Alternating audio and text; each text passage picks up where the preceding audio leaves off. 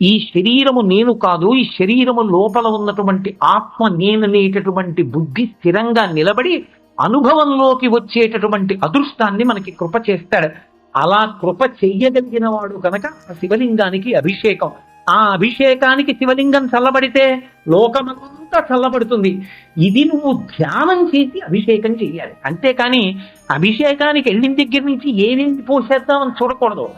కాసేపు ధ్యాన శ్లోకం చెప్పి శివలింగం దగ్గర కూర్చుని శివలింగం వంక చూసి కళ్ళు మూసుకుని ఈ బ్రహ్మాండమే శివలింగము, ఆ చంద్రబింబమే ధారాపాత్రం, అందులోంచి పడుతున్న అమృతంతో ఈ బ్రహ్మాండం తడిసింది, ఆ బ్రహ్మాండమునకు గుర్తు ఇదిగో ఈ శివలింగం, ఇందులోంచి వచ్చి ఇందులో నిలబడి ఇందులోకి లయమైపోతున్న ఈ లోకాలన్నీ, అటువంటి స్వామికి నేను అభిషేకం చేస్తున్నాను, సమంత్రక స్నానం చేయిస్తున్నానని రుద్రం వినపడుతుంటే నువ్వు పరమ భక్తితో పదార్థము శుద్ధజలమో పోస్తూ నువ్వు అభిషేకం చేసి చందనము అలది ఆయనకి బొట్టు పెట్టి చక్కగా ఆయనకి బిల్వదళాలతో సుగంధభరితమైనటువంటి పుష్పములతో పూజ చేస్తే బహుప్రసన్నుడవుతాడు పరమేశ్వరుడు.